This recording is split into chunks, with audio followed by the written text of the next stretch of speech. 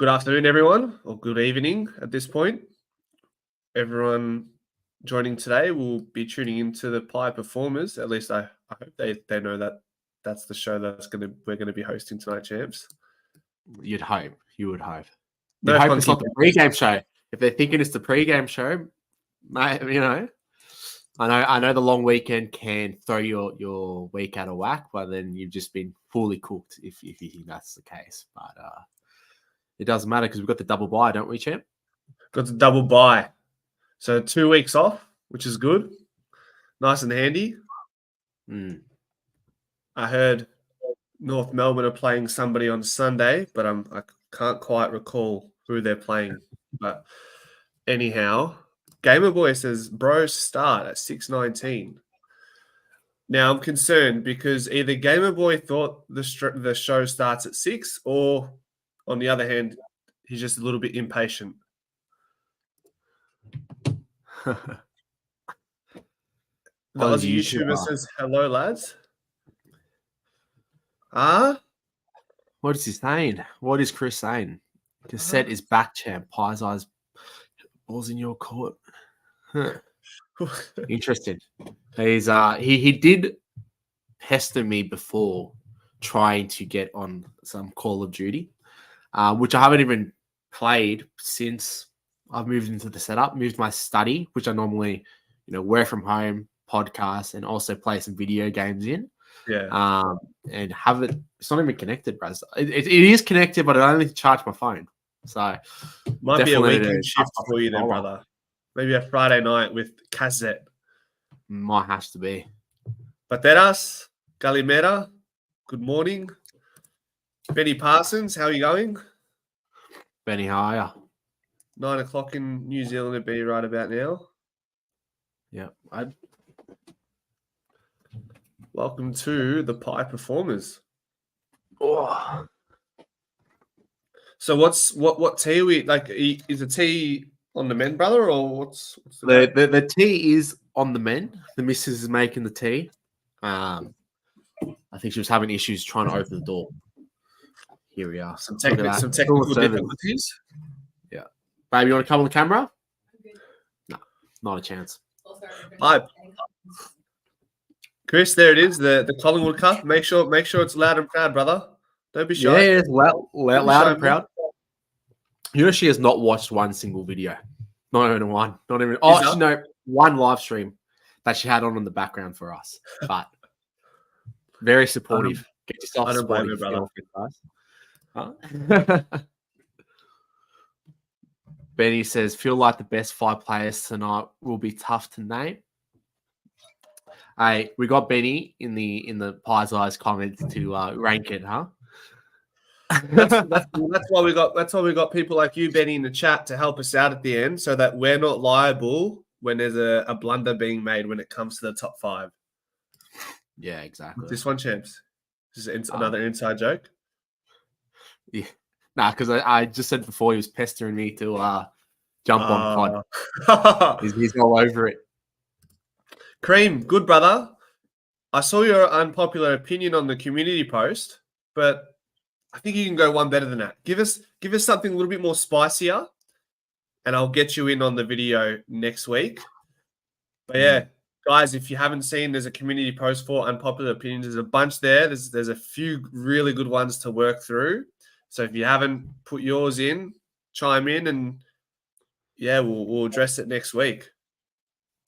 Yeah, some good ones in there, chat, wasn't there? Yeah. Benny P, how are you feeling after your performance in the Footy Abroad appearance? You know what? Funnily enough, I actually was a little bit nervous going into it. I don't know why. I think it's because I was waiting so long to enter the stream, and I kept playing back in my head what I'm going to say word for word. And when I got on there, it was all good. It was all good. Yeah, did you see it live, Benny, or did you watch it back? Well, champ, I'll speak for Benny. I did see her. You're telling me you're lining up, so I was like, look, I'll watch it when we're in bed after we filmed the podcast. And I don't know, when you opened up, it was very uncharacteristic of you. You came across a little bit nervous. I think I was nervous. You might have stuttered or something, which is a little bit unlike you.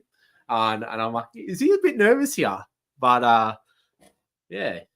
I was It was a walking good into question. uncharted territory, brother. It was a good. It was a good question though. I think Yeah. you want to recap it for the people in Yeah. the chat if you might not have seen We'll it. put the question into the chat. Guys, by the way, we're going to start in about 5, 6, 7 minutes regarding the pie performers.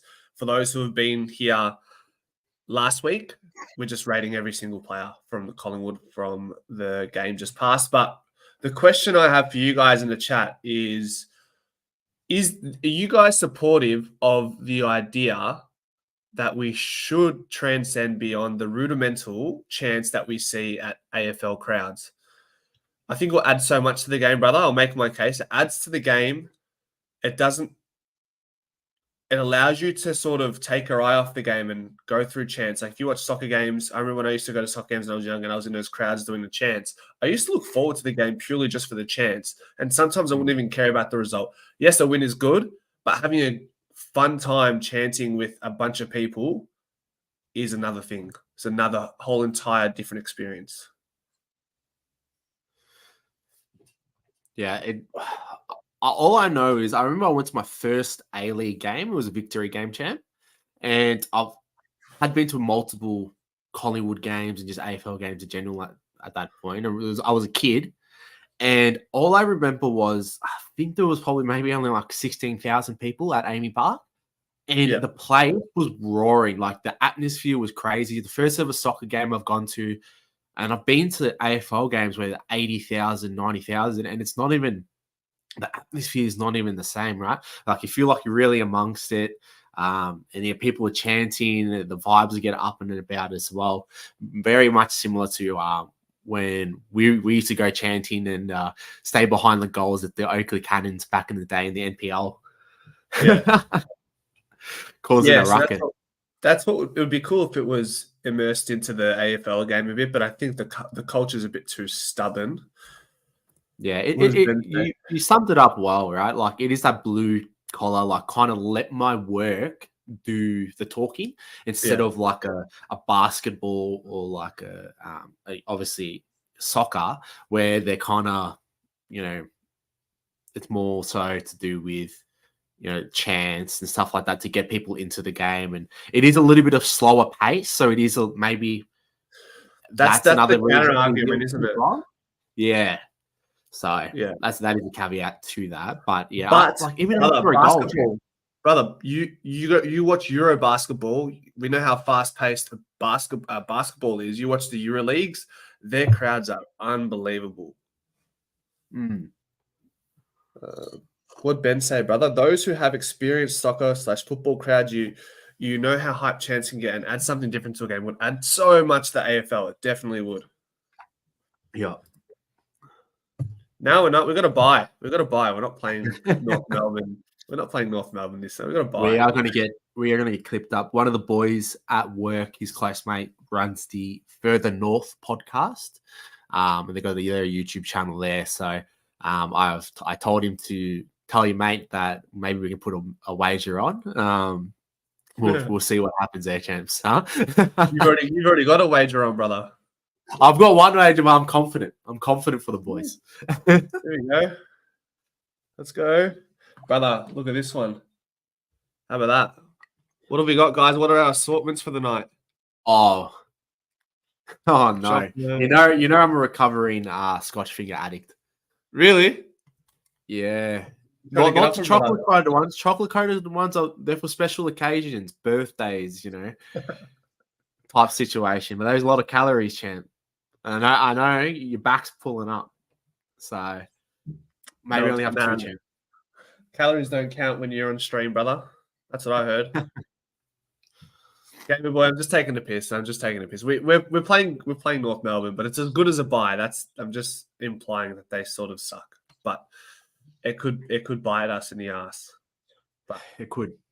What's a bit of fun? Saying that facing North Melbourne is the equivalent. Yeah, exactly.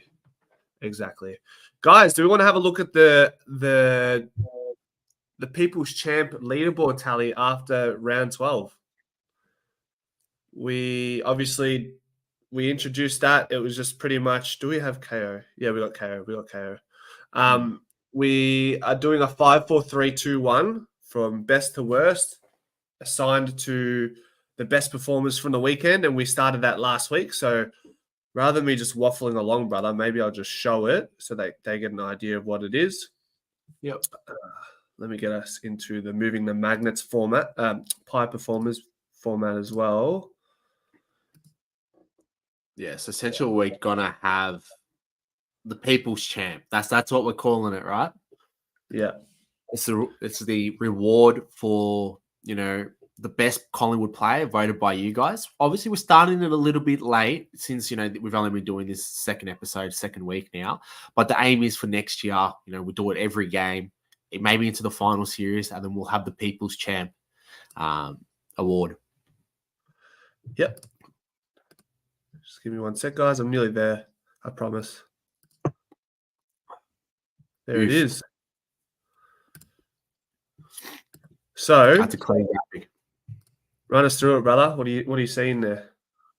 Yeah, so as voted by you guys last week after round 12 against the Doggies, this was our top 5 players, highest player getting the 5 votes. So Nick Dacos was our number 1 rated player, followed by Darcy Cameron, Jack Crisp, Lockie Schultz after having a breakout game, kicking those 3 goals. It was really good to see his performance there. And then we had Josh Dacos rounding out the top 5, coming away with 1 vote. So after we do the rating here today, guys, we'll obviously throw over to you guys in the comments. And like we did last week, we'll start at who's going to get 5 votes. You list whatever player, Billy Frampton, 5 votes. Everyone names it. Then we'll go on to who gets the 4 votes. All right, so don't list all your names out all at once. They won't count. We want to do it each time so we can actually count the votes because it gets a little bit hard.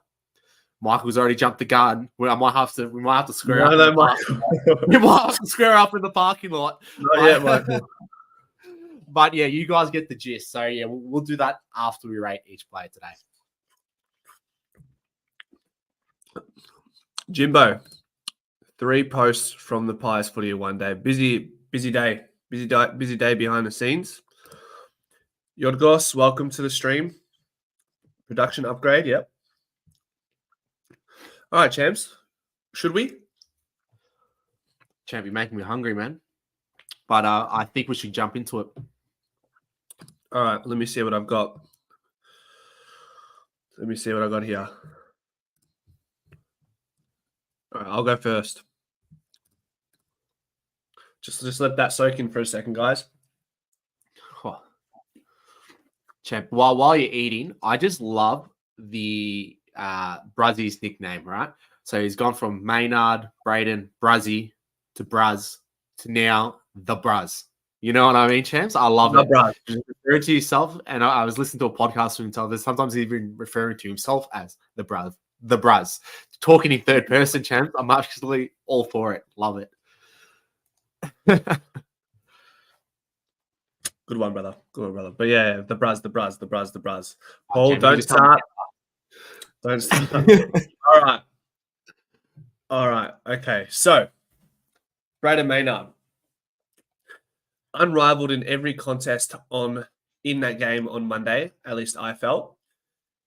And what some may not know, if you listen to Fly McRae's post-game press conference, he did mention that Braden Maynard is dealing with some adversities outside of the game. Enough so, or significant enough for Fly McRae to mention that something is obviously going on. It's not just like something that's being taken lightly. So just factor that into the build-up of the game, the moments in the game where he's being booed, and then the Pies fans are supporting him with their cheers and trying to nullify that. You factor that all in with the 21 touches, 17 kicks at 85% disposal efficiency. I feel like if you didn't watch the game, you won't get this rating because I've given him an 8, brother. I just didn't see him do anything wrong, and he belted people fairly. He belted them fairly. So I'm going to give him an 8. Yeah. Champ. I thought he was, might be calling earlier, I thought he was BOG, best on ground, Okay. He's a lot of hard hits, his bumps, his tackle pressure, the fact that he's overcoming the crowd booing him. He's had a tough week, champs.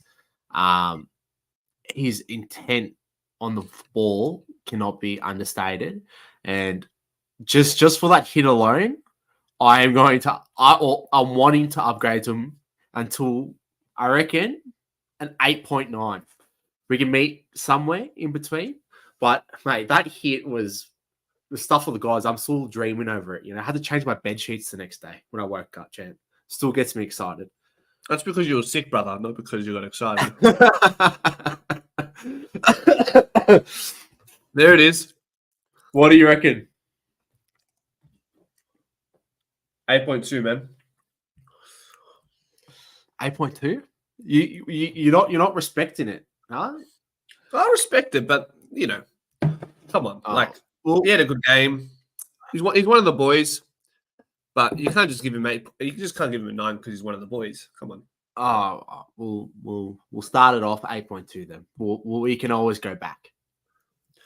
8.2. Caleb is moist.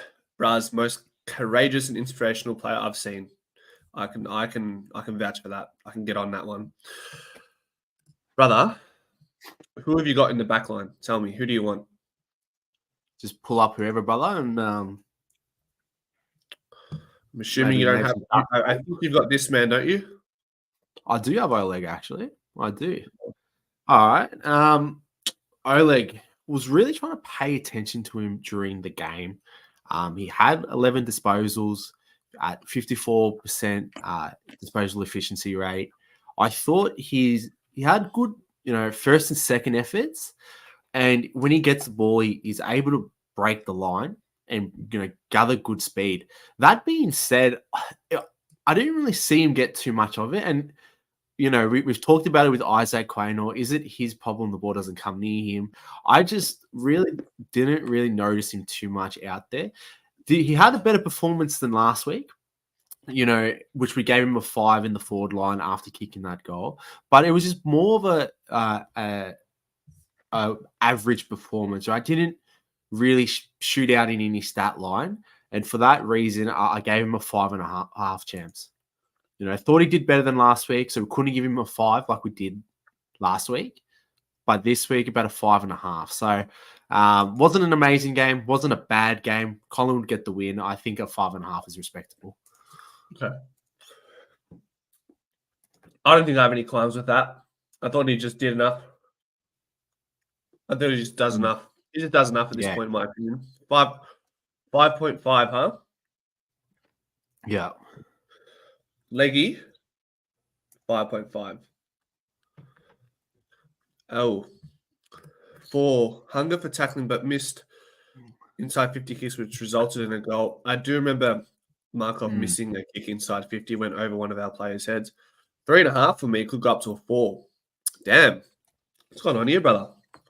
Some harsh critics with that, huh? Look, he did have a quiet game, but you got to factor in last week a little bit harsher. We did have a loss this week. We won.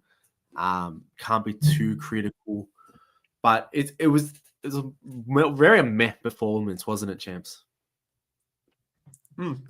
Cream thinks 5 is a bit generous. Caleb went 5.5. All right, what about a 5 then? Yeah, like I said, it was a meh performance. So potato, huh? Yeah, exactly right. All right, we're selling for a 5. A 5 out of 10. I've got, next up, Charlie Dean. Mr. Dean. I feel like he got his tail up this game, winning a few duels. Could tell his confidence was rising. I actually don't mind the way he uses the ball. He seems quite composed. And I think as he gets more comfortable, I feel like he's going to come out of his shell a bit more with his disposal use. He's shown bits and pieces with the ball. The big question mark is can he hold defensively? That's a big question as a third key tool in the back line. And that will be something we need to consider moving along in the season.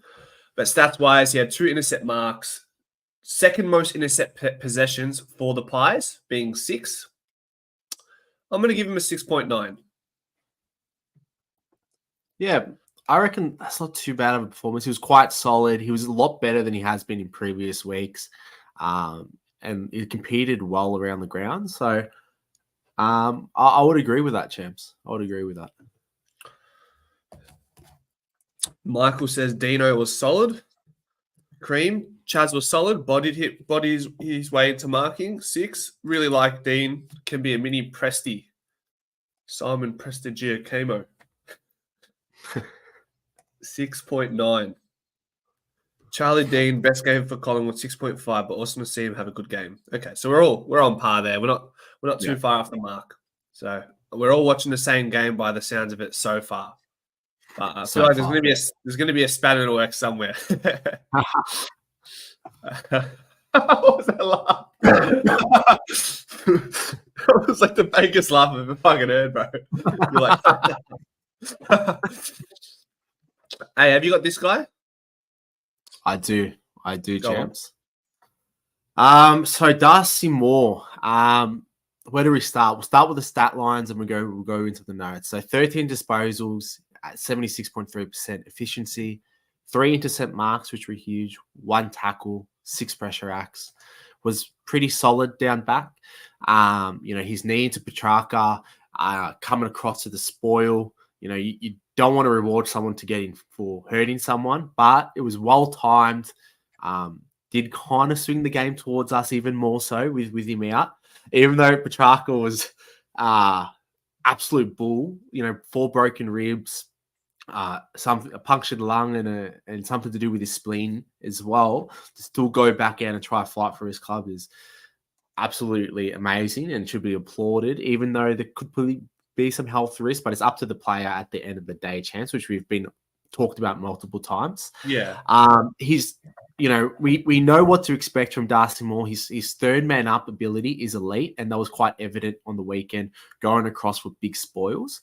Now, one thing he needs to work on is he's just go every time, right? Like he might take an intercept mark or he might switch the ball and then he runs and he'll either kick the ball to someone under pressure or he takes a mark, gives them the handball, and then they were resulting in a lot of turnovers. And it happened to Oleg. I forgot what quarter it was, but he takes a mark, feeds the handball over the top. Then Oleg then has to jam it on the boot, and then it resulted in the turnover, right? So he's putting his own players under duress and stress, right? So even though he had a good game, I think that's something he needs to work on. Is it doesn't have to always be go. If you take the intercept mark, just carry back, push off the mark, and then space the ground. I've had him as a 7 out of 10 champ. Still good. Third man up ability was elite all day. But if he wants to elevate his game, he needs to know when to slow down. So what was the rating, sorry? 7. Cream, 7. Spoils, but turns it over unnecessarily. Happy with his performance, though. 7. Tossing between 6.5, 7, but went 7. Solid from the captain. Captain? Pendlebury wasn't playing. BC. Hey, Woody says... actually, that is I have facts, no champ. idea I have no idea what that is. That must be something to do with StreamYard. Let me turn it off for a stop camera. Nah, it's still there, champs. What the heck? How weird's that? Yeah. That's weird. You might just have to run it for this show, champ, and then fix it in the after. Yeah. We're gonna have to deal with it, Woody.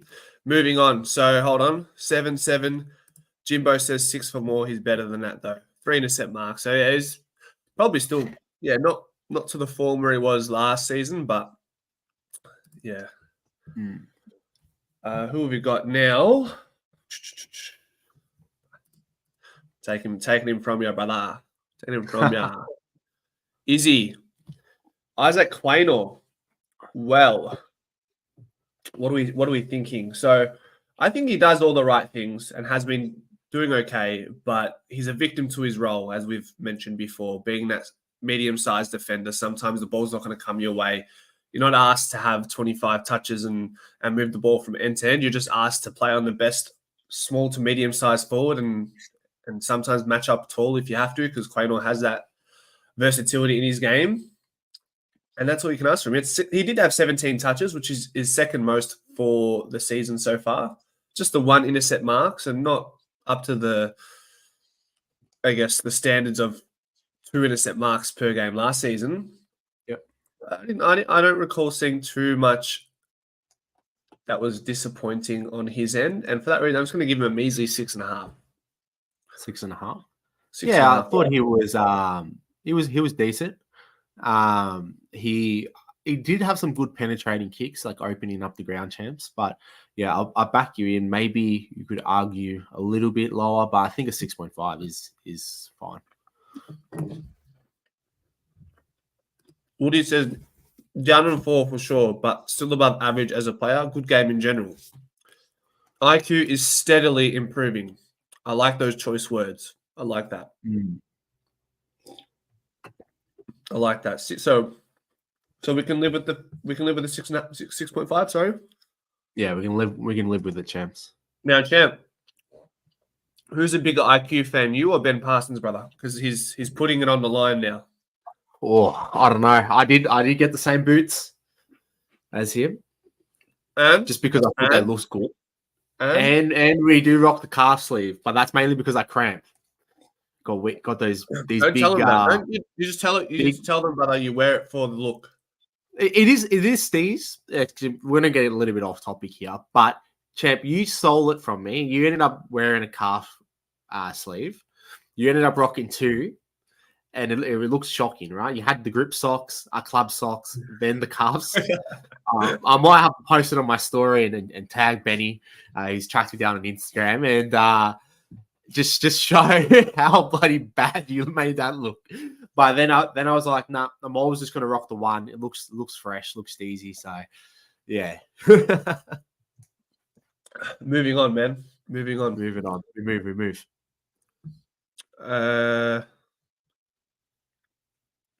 Give me a sec. Let's say, you've got this man, brother? Saidi. Yeah, I do. I do have Saidi. What was good about Steele on the weekend? Well, there was a few good things. I guess we get the elephant out of the room. That Specky, mate. How bloody good was that? How high did he get? Very high. Very high. Unreal. Pretty much put his bloody knee on the guy's neck. I think he's been nominated for the Mark of the Round. So hopefully the boys get voting. So that was good. Obviously, game went back and shanked the kick, but no one remembers that, champ. You know, we move about that one. He's also got 2 intercept marks for the game, which was quite good. And that was just set up from, a pressure in the forward line, and he was able to read the footy and come across. And that's kind of what you want for a winger. And for me as a coach, I get big ticks for guys who play the role in the system, and you want your wingers being able to intercept the ball and trapping the ball inside your forward line. And not only your wingers, you want your midfield players doing that. So that gets really big tick from me, even though it was only the 2 intercept marks, which is quite good, but something that might go unnoticed by other people. He also was great 2-way running all day, champs. So going into the 3/4 time, or going to the 4th quarter, I should say, he was leading the game in running each way, defensively and offensively, which is really what you want from your winger, and it's showing that he can still move endurance-wise in the game. So it means he's still super fit. Do I think he's lacking a little bit of speed here and there from the contest? Yes, but he is getting on a little bit, so that's a little bit expected there. So he also had the 22 disposals, really good around the ground. I've given him a 7.8. Now, a little bit high, but I reckon the Specky was unreal. You did give Braz an 8, so we could downvote that, but I just wanted to stick with the rating I initially had, and we can go from there, champs. 2 shots on goal as well. What are we saying, chat? Jimbo goes, best game for a while, 6.5. Wow. That Specky was Mickey. We can forgive him for the missed 6.5. Look, 7. the mark alone was I reckon bumps him up at least half a point. And I don't know, maybe I've got a real soft spot for Sealy because like the 2 intercept marks, yes, they're not huge within the stat line, or you might not remember it, but for me as a coach, when I see my wingers doing that, they get big ticks in my eye, and I like rewarding them, and that's why I've given him a little bit higher. So yeah, I'm happy because he gave the Braz. See, if I was doing it, champ, I would have given the Braz like an 8.9 type situation, right? So we're harsh around his neck of the woods. Going to 9. So that kind of threw it out, but I got to stick to the guns what I had on there before getting some biasy in there with you in there. So what do you reckon, champ? You said 7.8. Is that what you said? I did say 7.8. I'm happy to downgrade that to about a 7.2. Happy for the value, but I'm not going below a 7. All right, 7.2. 7.2. I can live with that. For old Rusty side bottom. Now we have Mr. John Noble. Sloppy from time to time early on, a bit fumbly, which sometimes is sort of like in character for John Noble. But he did clean it up as the game went on. Had 24 touches at 87.5% disposal efficiency. Thought he was good. I don't really know what else to say. He did a good job. What else have I got for the man? John Noble. You had a voice crack for the man. Did I? Where is he? So yeah, 24 touches. Well, I mean, there's nothing really that rings out to me. Only one score involvement, so he wasn't a part of many transitional goals. I'm gonna say, what have I got for him? I'll give him a 6.7. Yep. What did we give IQ? We gave IQ a 6.5. Yeah. Yeah, that seems about right. Seems relative. Yeah, seems about relative. I reckon Noble, this is around about his ceiling. We'll find out a little bit more, Michael, as the season goes on. Just remember the legacy of Sadi Ice. He has won for some years a team time trial at the beginning of the new training season. Interesting. Yes. Yeah, he's definitely got he's still got the running capacity in him. It's just the speed and the disposal efficiency for still side bottom. I'll give the team a 10 for goal kicking and 8 overall. Yeah, that's fair. Noble tries hard, no doubt. Cream says solid 6. So 6.7 is not too far off the mark, brother. Not too far off the mark. And brother, do you mind reading out your next player? And I'll just click on the picture. Who do you want to go for next, champs? Doesn't matter. Just go in your order. We'll go for Josh Dacos. JD, yeah. JD it is. It's a great photo. But yeah, Josh Dacos obviously was a great player on the game on the day. Yes, on Monday I should say. Had a cracker of a game. Just racked up disposals, didn't he, champ? Like, I thought he was getting a lot of it, but I didn't realize he actually had 34 touches. You know what I mean? So he had a great game. Just really, got the ball around. His ability, not only him, but obviously Nick Dacos as well, but they're just good switch hitters. Like, the ball comes open, they can hit the ball open really well. They're line breaking. It was really good to see. Very good performance.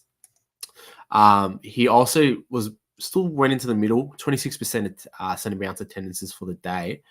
Can't really ask for too much more. 12 contested possessions as well, champs. I had him as 8.2 for the day. Yeah. 8.2. Yeah. I'll give him an 8.2. Josiah says 8.5.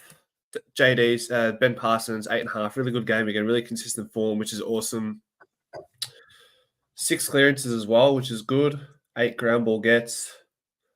Had a shot on goal. Was pretty good. Was really good.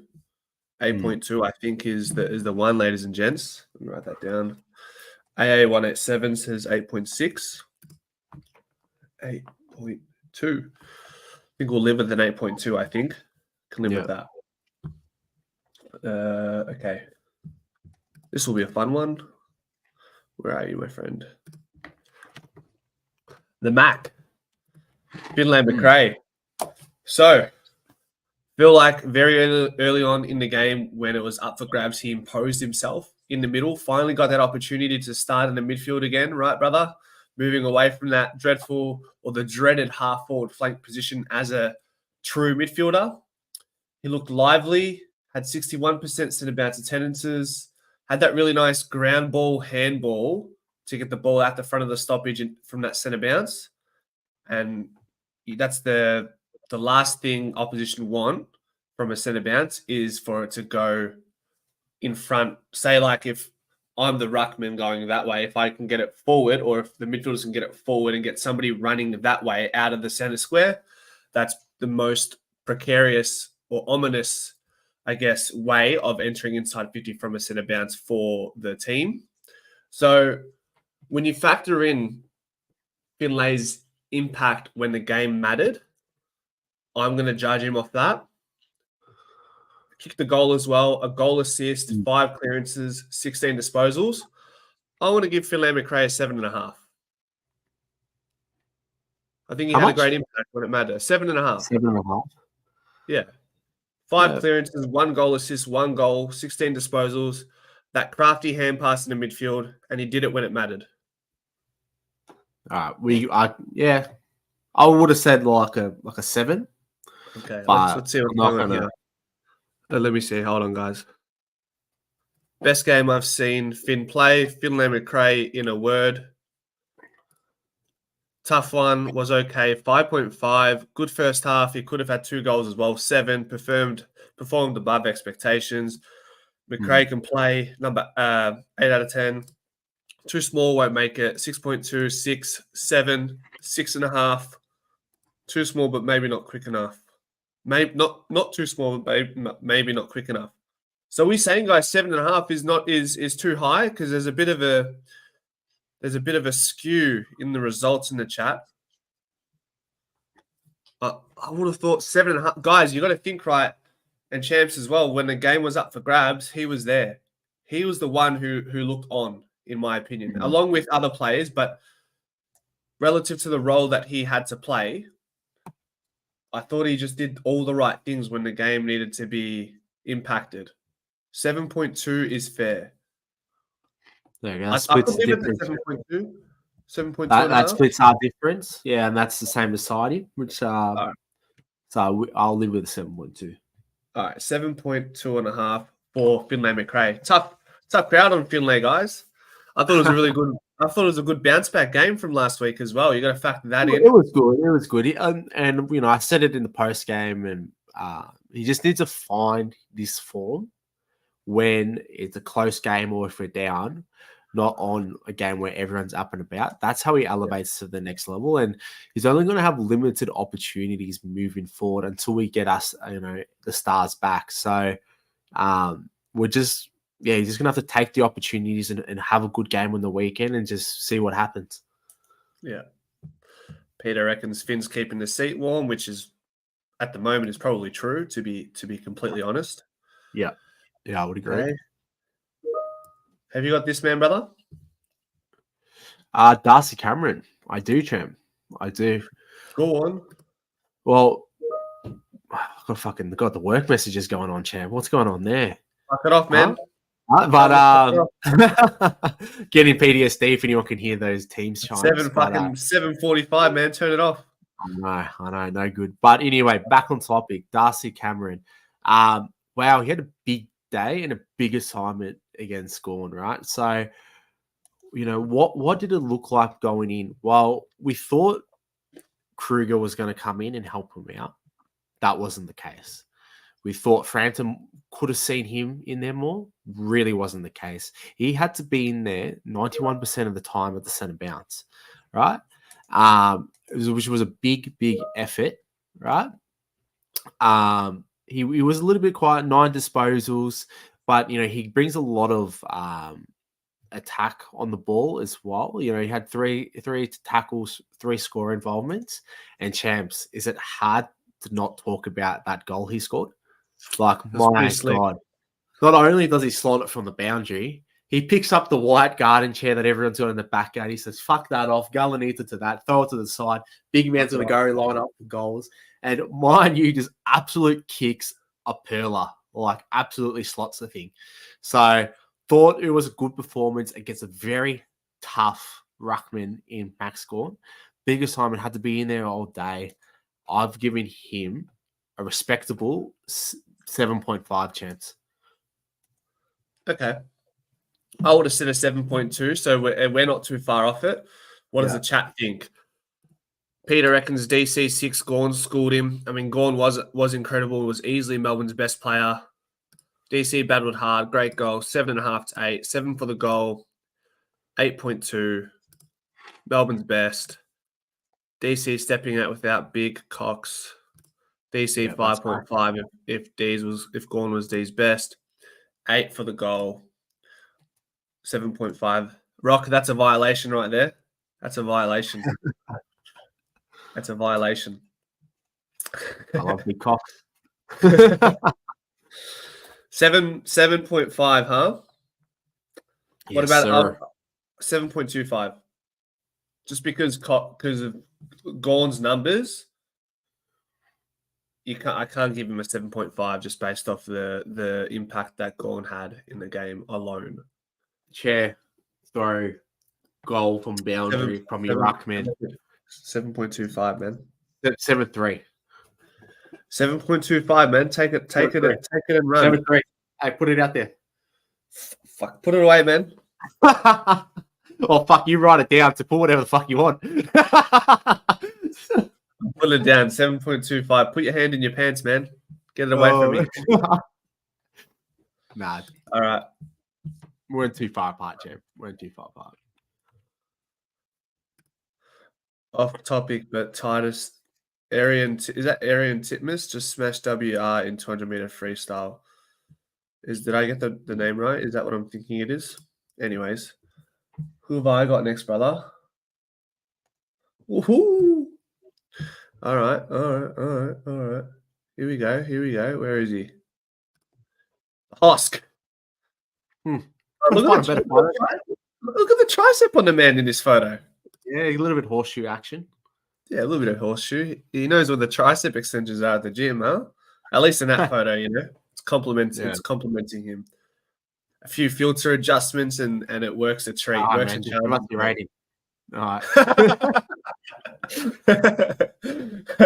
I thought he provided great aerial support. He tends to come out every now and then and have these like games where you're like, wow, like God, Hoskin can be this good. And that was one of those games. Was more than aerial support. He was a problem, a frequent flyer problem, and was a part of that awesome defensive chain transition where he took a specky and then kicked it to Frampton, and Frampton kicks it to Bobby Hill. Bobby Hill kicks it to Kruger. Kruger kicks the goal. Kicks his first goal of the game. No BT. It wasn't Kruger's first goal of his career, you fucking nuffy. You nuff. BT's getting on. He's finished. Him and Kelly Underwood, send them to their retirement village or something. But 2 goals, 2 contested marks, 1 goal assist, 6 score involvements, which is the most for Collingwood on the day. Will Hoskin-Elliott, 8.3. Bang. I'm happy. Oh. What did we give the Braz 8?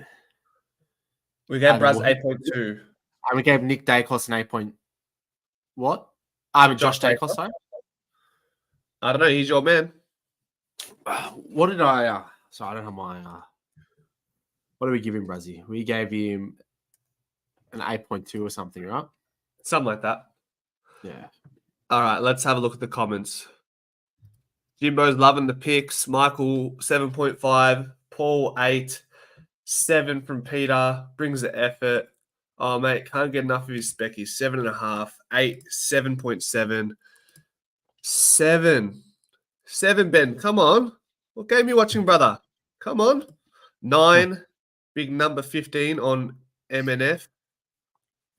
Fuck, what does that mean? I'm sorry. Is that a player that he... Big 1-5 on MNF. What's up, lads? Anthony, how you going, mate? 8. Yep, BT is fucked. 8.3. Yeah, looks like we'll live with the 8. 9, 9. We're going with 8 champs, I reckon. I said 8.2. Big man with the live. Bailey, how you going? What's happening? Guys. 8.2, man. Bailey. 8.2, man. 8.2. 8.2. Well, over Brazzy? Over this is I want to Respectfully, lose yeah. sleep. I want to lose sleep over this, but that's all right. You'll be right. My hair's gonna start looking at like Bailey Harrison's in the chat, man. If you're gonna be stressing me out, I'm gonna start, start balding. Crazy. No good. No good. Who do you want next, brother? Let's go into Nathan Kruger. Why not? The man of the hour.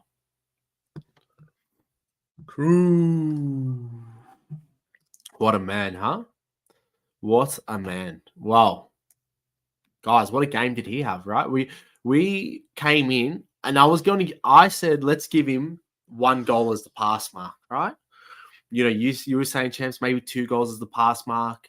Did I believe in him? Yes. Did I think he was going to have the game he had? No. And, he had he had 7 marks for the day, 3 goals, which were elite, 11 disposals. He was attacking with intent all day and was really good. The only thing I would want from him, and he found more confidence as he kicked more goals throughout the day. But just at the start, I thought he was just trying to give the hands off a little bit too much.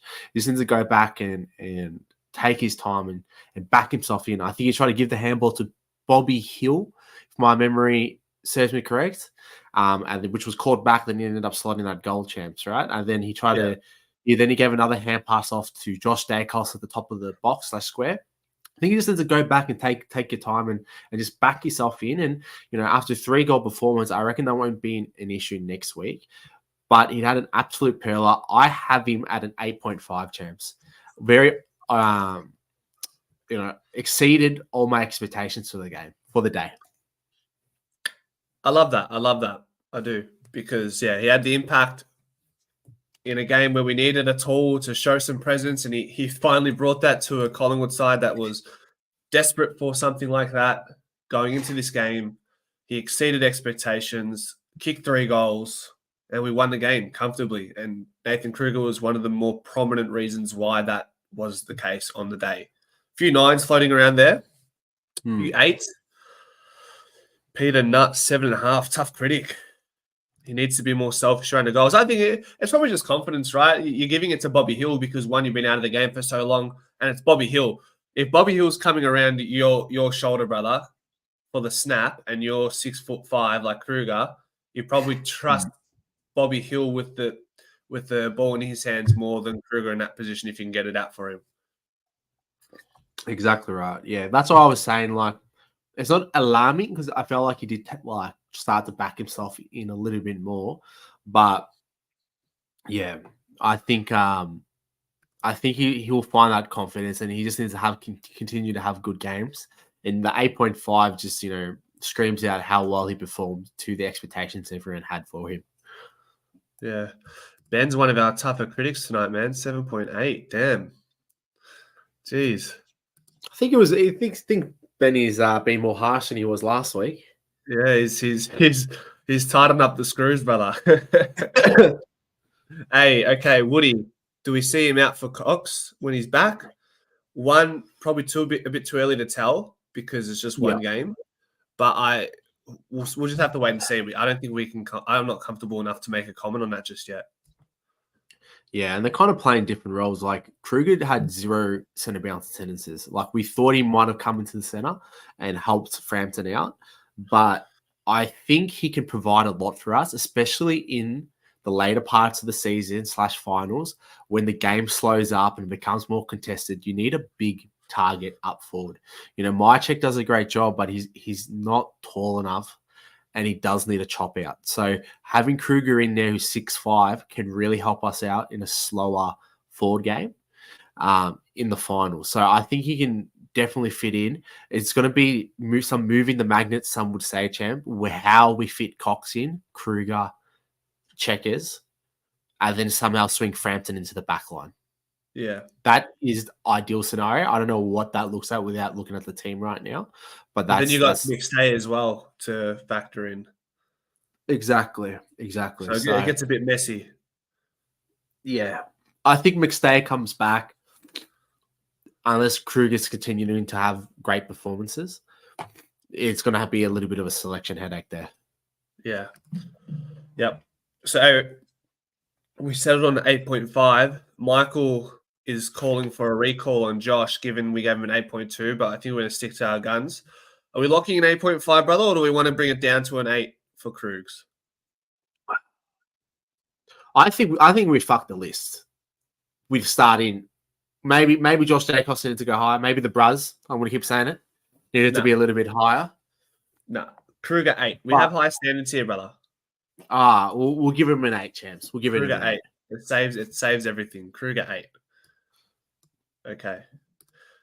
Let's see. Who have I got next, brother? Okay, here we go. Where is my beautiful man? Lipper. just quietly making a subtle case to be in the top 3 for the Copeland Trophy, or top 5 for the Copeland Trophy at the end of the year. If he continues to play games and continues to have this impact that he's having, his ball use going inside 50, he's averaging a goal a game, he's impacting the scoreboard. He's the highest. He's having his highest rated season of his career at the moment. 24 disposals, 1 goal, 2 assists, 10 contested possessions, 7 tackles. I'm also going to give him an 8. I'm also going to give Patrick Lipinski an 8. 26% centre-back sentences. He did it all. 10 contested possessions, 2 goal assists, 1 goal, 24 disposals, and 7 tackles. What didn't he do? What didn't he do? Thought he had a cracker of a game, champs. Yeah. Thought he had a cracker. So. Josh, 8 Paul, 10. Good player. Lipper's having a really good season, injury-free. Exactly. That's probably the biggest thing that's different to last year's. He didn't have a preseason last year. This year, he's had a clean slate. 8.5. 8.5. 8. Dude plays well being a part-time footballer and full-time personal chef. What does that mean? What is he? Is he always like posting what he cooks on the Instas or something? Lipper, 8.5, underrated player. Missed him when he was injured first half of last season. Baz, great performance, 8.5. Very, very serviceable game. 8.2, 8. We reckon we've hit the nail on the head with that one, brother. 8. Yep. Happy days. Done. Let's go, champ. Let's go, champ. What's the throat, man? Yeah. We'll move on into we'll go from a high, then we'll go to a low. We'll go Billy Frampton. Frankton? Yep, Frankton. A low. Ooh. Well, here. Go. We kind of know the performance he had, right? He's playing in a position where we don't want to see him there. Fly, if you're listening, I highly doubt it. But we don't want to fucking see this man in the forward line. I know he's got a pinch hit. Find another way. Find him a home back in the back line, and then maybe get Cruz in there and get some centre bounce attendance for him, right? Maybe they didn't want Kruger in there because there was concerns of his fitness. So maybe that's why they didn't want him in there. But Billy Frampton's got to go on the bloody back line, all right? He kicked 1 goal. All right. It was a bit RNG. Like, it was just good place, right time situation. So what's RNG, man? What the fuck's RNG? Generator, just random. You know what I mean, champ? So he also only had 2 disposals going into the 4th quarter. All right. So bit of a meh performance. I think he was probably the worst person on the field on Monday, and I've given him champs a 3.5. Bang. Bang. And that probably says more about us telling Craig McRae to fuck it off and get him back into the back line. Stop Exactly. doing his Don't stop doing him a disservice. He made a home in the back line, and he's played very well for us. You know, he's anchored it in. He's taking the number one defender for letting Moore do his stuff, and he's playing the more traditional lockdown role, and it's working. And I know it's a little bit tough that, you know, he's got to play out of position, but we don't want to see him in there. We want to get someone else in there. In the centre bounce attendances. So hopefully maybe Kruger does that until we get Cox back in the side and they have to move the maintenance around. Yep. My check, does Dean get dropped and Frampton goes back? Probably. That's the idea. I'm going to call it now, guys, and you can clip this if you want. Billy Frampton is going to be the 2024 version of John Noble. I think he's going to somehow fall out of favour and will not play in any finals games this year. That's my call. He won't play a single finals game for Chuka.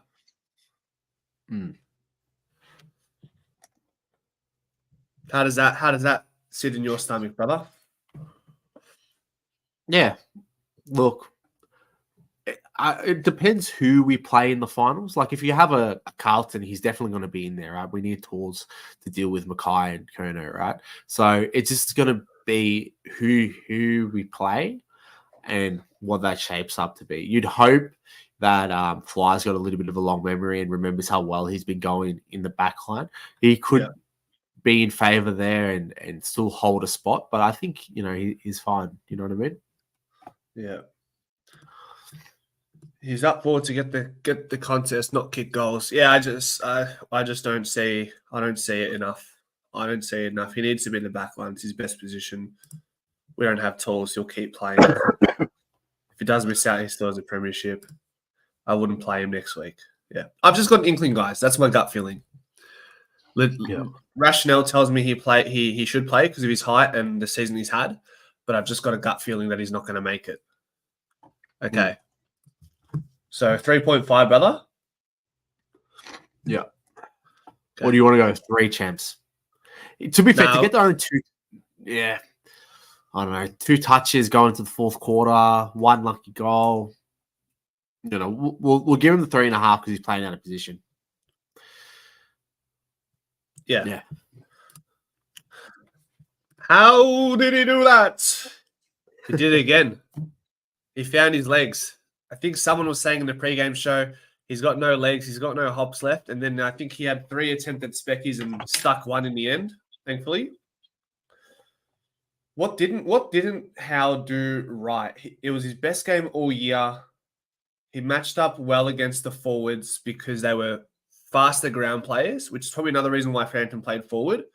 You got Bailey, Fritsch, and Van Rooyen, who are explosive off the mark, really good marks on lead. So that's why I thought Jeremy Howe would be better suited. We all thought there was a chance that Howe would play forward and Frampton would go backline for this game. But that was my, I guess, I was erring on the fact that the Ds are not massive in the forward line. I mean, Harrison Petty can't take a mark to save his life right now. God knows how he was offered 2 first-round picks from Adelaide to go there. Melbourne have missed the fucking boat on that one. And, Van Rooyen and Bailey Fritsch, obviously really, really speedy players. So Howe comes in, does a job, impacted everything that went his way, whether it was an intercept mark, a spoil, his ball use was elite. I think there's a chance for a Brownlow vote from this game. I reckon pencil him in for a Brownlow vote. 1, maybe 2, depending how the umpires see it. And we know they're a bit sus sometimes. I'm going to give Jeremy Howe an 8.7. Bang. 8.7, brother. Yeah. He's up there. Yeah, I'm not denying he had a great game. Not denying. But we gave Josh Dacos an 8.2 champs, and he had an unreal game. He got touches. He just got bro. You even said after the game, we're like, oh shit, Dacos got 34. Okay, yeah, that's a good game. But we didn't have to look at the stat sheet to rate Howe's game. Yes or no? Yeah, he did pass the eye test with flying Big colours, time. didn't he? Big time. And he was the lead around the ground. Yep. What did we give Krugs in the end? We gave him an 8 in the end. Yes. And what are you saying? 8.7? 8.7, brother. Let me tell you something, brother. That's the 8.5, I think. Chat, come on in. 8.7, 8.5. What are we settling with? I feel there's a big difference between an 8.5 and an 8. Hey, Lockie, slow down, brother. We're not there yet. The People's Champ segment will be at the end of the show. Josh was better, says Anthony. Anthony, you telling me you thought Josh played better than Jeremy Howe before you looked at the stat sheet? Answer me that, guys. Answer that to me with your hand on your heart. When you're looking at the stats, the Braz was BRG, man. I'm telling you. I'm going to die on this fucking hill. We gave the man an 8. Man. He needed to be more. I should have. You know what? You had him first, and I was easy. Nah, I'm about to fucking blow up here. He needs to be higher than an 8. He needs to be. He needs to be like an 8.2, 8.3. No. I've had enough. No. The segment's fucked. I want to go. I want to reform. Yeah. Agree. Man, I had all that energy. Oh. Fuck, man. I'm not seeing enough 9s or 8.7s. It's a lot of 8.5s and 8s. So I think we're going to have to settle with an 8.5. Yeah. Fuck. 8.5. Jeremy Howe, 8.5. Okay. All right. I'll live with it. I'll live with it, man. Who do you want? I can't even read the comments about people agreeing with me right now. I'm getting G'd up, Chance. Who do you want, man? Oh, man. Bring me down to earth. Give me a lock of shorts. Shooter. With the swoop jersey. Cold. Oh, that is cold jersey, James. That is cold. What did I want to say about Lockie Shorts? Well, I thought it was a little bit of a quiet game for him. In the end, he got that one goal. His forward pressure, and this is what we've come to know from him, is elite, right? Like we know that. It's kind of like Bo. We know what they can do defensively, and you know, he kind of set the benchmark last week with kicking those 3 goals, and that's what we wanted to see from him. And I would have liked to continue seeing his offensive work continue to lift to the standards that we were hoping was going to be the new precedent, right? So he got the 20 pressure acts and he had the 4 tackles, which was elite, and the 1 goal. But I still want to see him firing, especially with a good game and how dominant we were for him to continue to score. I've given him champs, you know, an average pass mark. I've given him a 5.5 champs. I thought he was still good, but there was definitely needs to be start to fire again going into the forward line offensively, not just defensively. Chat. So 5.5, brother? I've gone with 5.5. 7 for his tackling pressure. He seems to be just okay for most of the games, or all the time. 7, 5.5, 7.5. A few sloppy turnovers. Just needs to connect a little bit more. Theon, welcome from Japan. How you going? Definitely crispier than Howe than Brazzy. 5.5 covers the ground. 7 was 7 radioactive. Okay, was better. No longer looks like the unwanted Steph Child. Yeah, he's slowly making his way into the likings of the Collingwood fans. Schultz 6, good goal, awesome pressure. 5.5. 9 disposals, 5 contested possessions, 3 marks, 1 shot, 1 goal, 4 tackles. 20 pressure acts. Brother, we do have to admit a lot of what we don't see from Schultz, or what we like a lot that we like about Schultz is probably not seen in the camera sometimes as well, right? Running patterns, repeat efforts, all that sort of stuff. What about a 6? A 6. I We can don't live run with the 6 because Yeah. the pressure acts are there and tackles, and he Yeah. does work hard. I guess that's got to be rewarded. But Yeah. we just want to see him continue to lift to the heights that he played with last week, right? Getting on a few more on the extra marks and stuff. We just want to hit the standards. Yeah. And Chris, I do remember, and that's why I'm hesitant to go anywhere beyond a 6. So I think a 6 is fair for his defensive efforts, but Frank did a couple of times with his kicks. But I want to keep seeing Lockie Schultz take on those kicks. One, mainly to see if is it confidence that he's lacking, or is it he just can't kick the footy. So that's why I want to keep seeing Lockie Schultz try bite off those difficult kicks, and then we go from there. So we say 6, brother, for Lockie shooter. We'll go for a 6 shooter. All right. Here we go. Where is he? Where is he?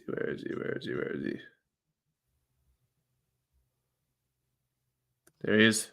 Jack Crisp, the man of the moment. He wins the medal on the day, on King's birthday. Mr. Consistent, was everywhere for the most part of the game. I feel like it was a real mature performance from Jack Crisp when a lot of our leaders were absent, integral leaders. 27 touches, 11 contested possessions, 6 clearances. See, my qualm is, right? I think Jeremy Howe was best on. But maybe that's I don't know. That's just me, Jack Crisp. We gave Jeremy Howe an 8.5, but I know most people rated Crispy's game. So I feel like I had him down for an 8.5, but I feel like I might have to bump that up to an 8.7. And we're getting a lot of 9s in the chat, brother. Mate, he was elite. Like his pressure around the ball, fucking elite, man. Very good. What about 8.7? Yeah, took the word from my mouth, champs. I was going to say 8.7, 8.8. So 8.7. Easy. Best game he's played this season. Maynard 9 BOG. Peter Nut, brother. Huh? Peter, don't G me up again, man. Don't G me up. Leave it, Peter. Don't do it, son. 8.8, 9, 8.6, 8.5, 9, 9, 9, 9. Legend. Okay. 8.7 for Jack Crisp. And who would you like next, my friend? Let's give me Sully. Sully. Hey, the man, huh? Yeah, so Lockie Sullivan, where do we start? Well, we said in the post-game show, and what I was trying to say, if anyone was there, was he had the 13 disposals, but a lot of his disposals are coming from around the contest and the stoppages. So he's getting a lot of handballs, and that's very reflective in the stat line. He, out of the 13 disposals, 9 of those were handballs, and he's able to feed it. So like if someone else is in there, he's normally that second receiver that then pumps the ball out wide to our elite ball users. And he's kind of found that his home there. That's really good for the way we play the game, and it provides a lot of link up and play and being able to spread the ground. All right. So that's where he gets a big tick from. He's also was pretty good around the ground defensively. He had the 3 tackles, 17 pressure acts, and he actually had a really good smother, champ. I'm not sure if you remember that one. And that's what, I don't know if we've got some younger footballers in the chat, or people are, maybe you're playing the reserves trying to get in the seniors, but if you're spoil the ball, like a smother with intent, people who are coaching or recruiters, they look at that a lot, and that just proves good work ethic, and recruiters are really big on that. Same with leaving, if you're a midfielder, I might be going on a tangent, but like you never want to be the last one to leave a contest, right? Even though if you're playing a good game, if they see you walking, that's another thing that recruiters look at. So if you're a youngster, just keep that in mind, that if you're in the midfield position, you want to be, smothering with intent, actually looking at the footy, and also not being the last one to leave the stoppage. And I feel like he does fucking that. rating, man. But chance. That being said, it was not an average game, but he was just got the pass mark for me. I don't think he did anything too amazing. He's just a good linking player for us at the moment, and that's why I've given him a 6 out of 10, champs. Done deal, brother. I'll take Done that. deal. So I still delivered. Didn't do anything wrong. Fed the ball out like a shovel from the contest.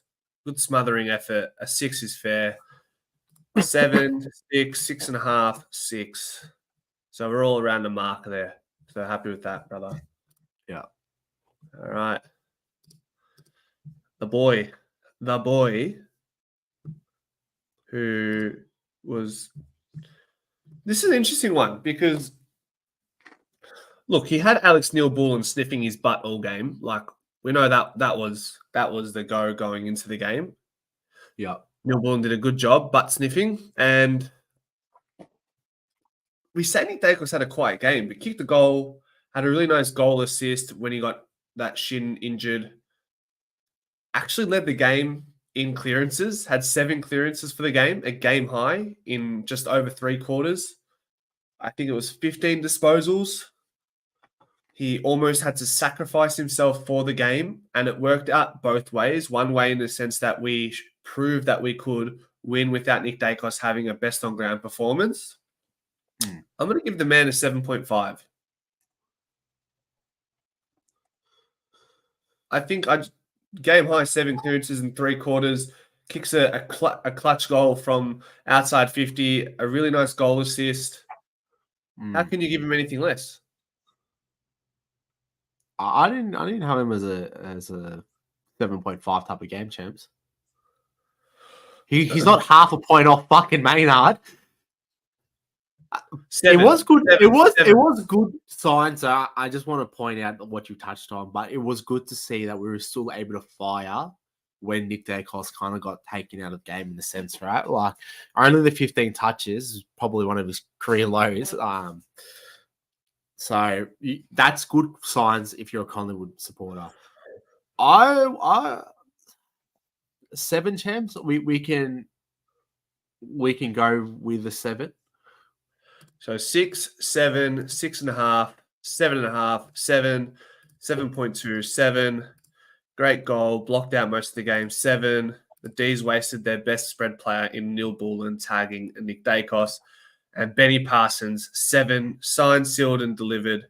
7 out of 10 for Nick Dacos, given we uphold a very high standard for the man as well. So I think a 7 is fair. Done. Who would you like, brother? Let's go. We'll go with Bobby. Norm. Cold. What a man. Well, champs, going into the game, what was our pass mark for Bobby Hill? Do you remember? Sorry? What was Bobby Hill's pass mark in the pre-game show? What did we give him, champ? Do you remember? 2 goals, or was it 3? We said 2 goals, right? I think you wanted 3 goals, but I ended up pedaling you back off the cliff to a 2. Champ, how many did he kick? How many did he kick, champ? Donuts, right? Now, yeah, but he did these ones. He did these ones. He did do those ones. Those on Pickett. What an unreal fan. Then he's also ball use around the ground, champ, was elite. He actually had 100% disposal efficiency. He off 9 disposals, 5 of those were kicks, 4 of those were handbars. He also assisted in Kruger's first AFL goal, champs. Huh? But that being said, we wanted to see him fire up offensively and get the goals. And champs, I'm giving a 6 is a pass mark. No goals, can't be given a 6. All right. For his elite ball use around the ground and forward half pressure when the ball is able to hit the ground within that forward 50, I've given him a 5.5 this week. Some could argue maybe a 5, but I'm willing to give him a 5.5 for his ball pressure and the fact that he's able to hit targets all day. 5.9. Me and Benny on 5.9.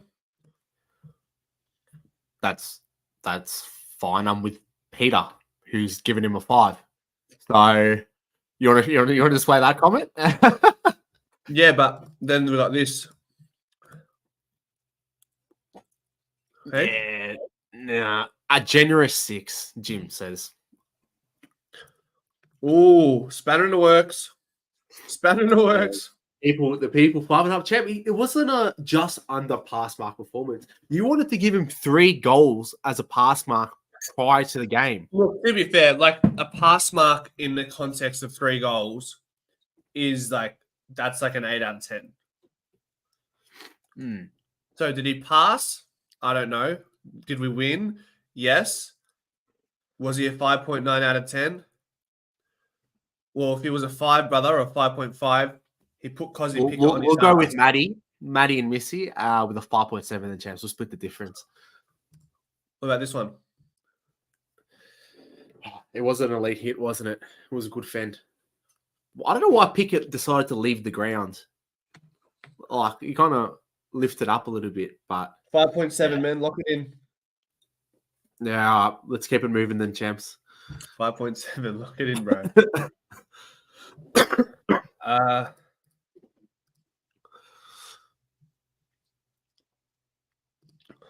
Jack Bytel. Limited impact, once again, coming off the bench. 2 disposals, 15% time on ground. Can't give him any rating. Yeah, I back that, champs. We will veto him. We'll veto him. And then I think you've got Bo McCreary, brother.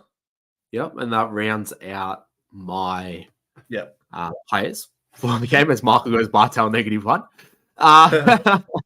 But yeah, Bo, where do we start? Well, we talk about pressure players, and here's the epitome of a pressure player. You open up a dictionary, he's there. His pressure acts around the ground was absolutely unreal. Had 3 big tackles. Was very, very good. He even took an elite one-hand mark, which was just proof of his good body positioning. And unlike last week, he did improve in his disposal efficiency. Had 87% off 8 disposals, but he didn't play in the midfield. So that's probably why you're seeing those numbers creep up if you're looking at the stat line compared to last week where he had the 8 disposals but only ran at 34% disposal. So he hasn't increased his ability around the contest. I do think, though, he still had a good game at the 26 pressure acts, which was BOG for the day. So I've given him a rating, champs, of a 6.5 for the day. Maybe if he snagged the goal, we would have seen him creep up a little bit to a 7. But I thought 6.5 for the day for his elite pressure around the ground, which was 7 tackles. Yeah. Agreed. 7 tackles. Agreed. So 6.5 for Mr. Bo McCreary. And then last one, guys, before we go to the People's Champ voting, where we get you guys to vote the 5, 4, 3, 2, 1 for the day, which goes to the end of season tally. I have one of the silver linings in the injury that Collingwood are dealing with now, the massive injury list. Harvey Harrison, another 3 goals. 3 goals, 0, similar to his stat line against Fremantle. 3 goals straight. So very accurate in front of goal. Kicks timely goals. Looks mature. Doesn't look out of place. He's not frightened by the occasion. Harvey Harrison, not afraid of the occasion. That's for sure.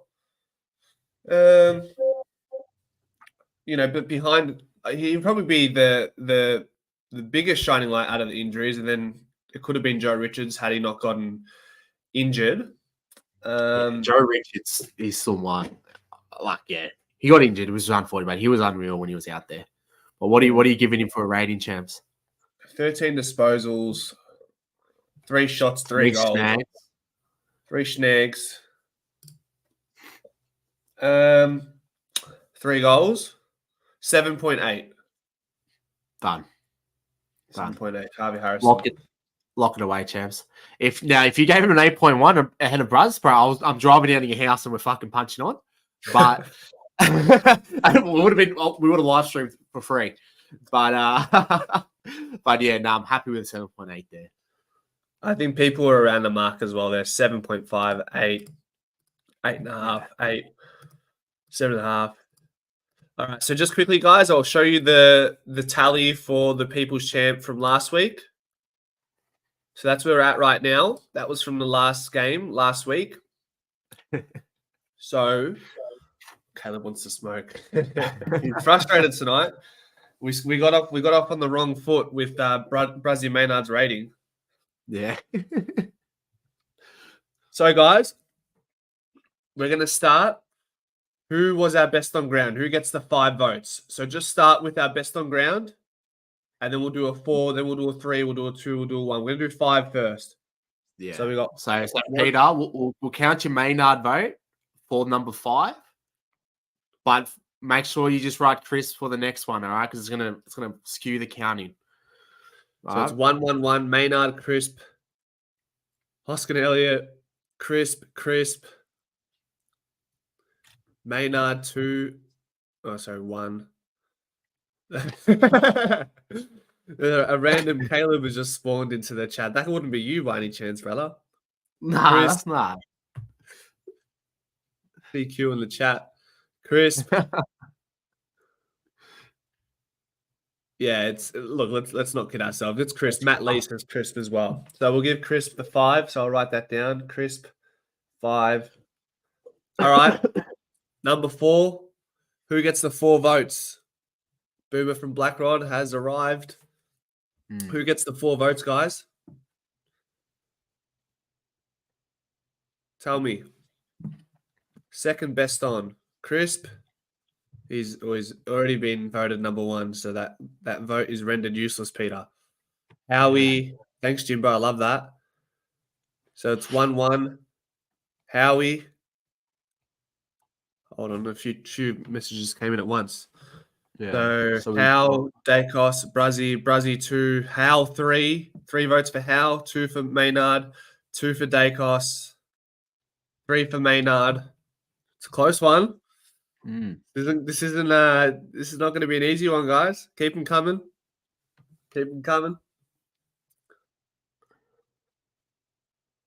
Come on. Josh is on 4. Another Josh. Josh is ahead.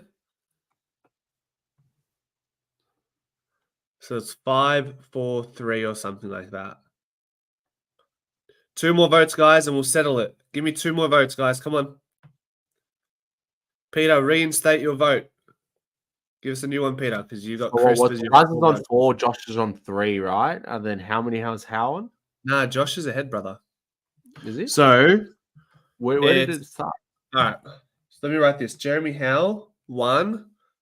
Dacos, 1 second. 1. Bruz, let me write him down as well. 1-1-1. 2. Who's that? Howe 2. Howe 3. Dacos 2. Maynard 3. Dacos 3. Noble. Jeez. Noble. Bruzzy 4. So it's 4-3-3. Bruzzy in the lead. Without your vote. Your vote doesn't count, brother.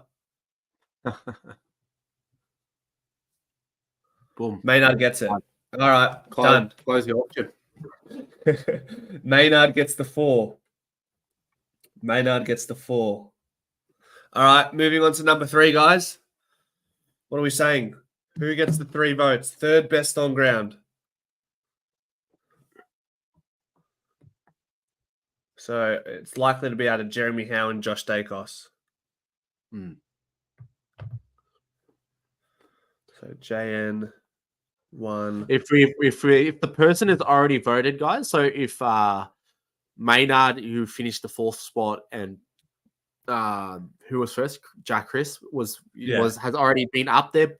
There's no point voting for them, guys, because they've already locked away. So just give us your 3 votes on what is available for your technical best player, the People's Champ. The People's Champ. All right, let me do some quick math here. So John Noble 1, Ben Parsons, you need to vote again. Josiah, JD 1, JD 2, Hal 1, 3, Howie, another one there.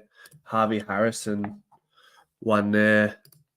2, Hal. This one's going to be difficult as well. So far we've got John Noble 1, Josh Dacos 3, Jeremy Howe 3, Harvey Harrison 2. So we need a couple more votes, guys. We're going to need a couple more there.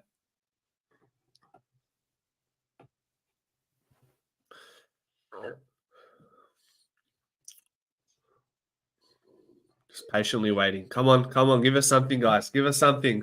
Bendy's gone 3 for Howe.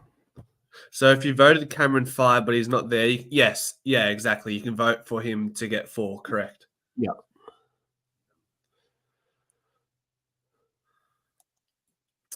Champs, who have you got for 3 votes? Out of the available options, I'd probably go Dacos. Have you done Josh Dacos, sorry? No. No. And I'm Jeremy Howe. Howe has 4 votes with me. Fuck, it's even. It's even between Josh Dacos and Jeremy Howe. We need one more vote. We need one more vote, guys. We need one more vote, or we're going rock, paper, scissors, champ, huh? Yeah. We need one more vote. And let it be Jeremy Howe, please. Come on.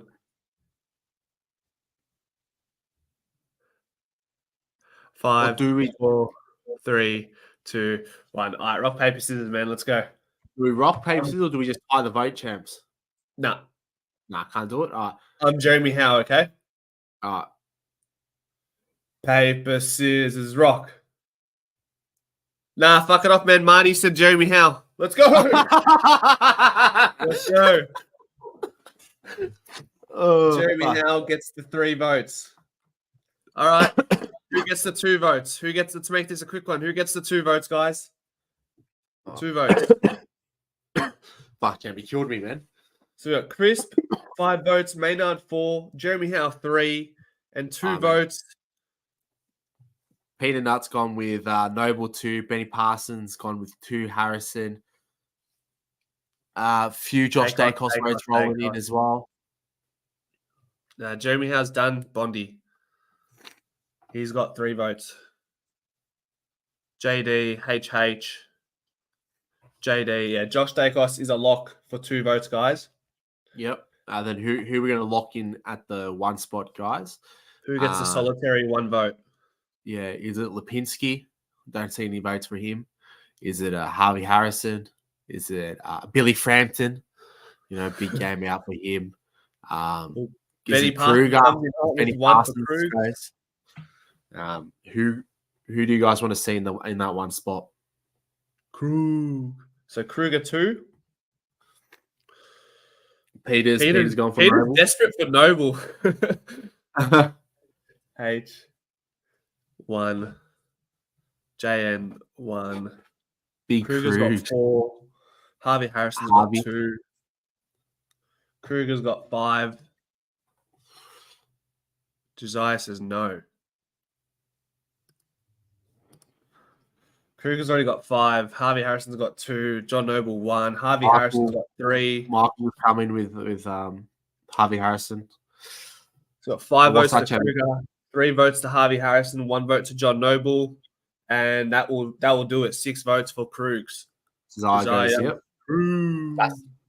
Boom, done. So that's the top 5, guys. You want to read it out again, champs, for everyone? Jack Crisp with the 5 votes, Maynard with 4 votes, Jeremy Howe with 3 votes, Josh Dacos with the 2, and Nathan Kruger with the 1 vote.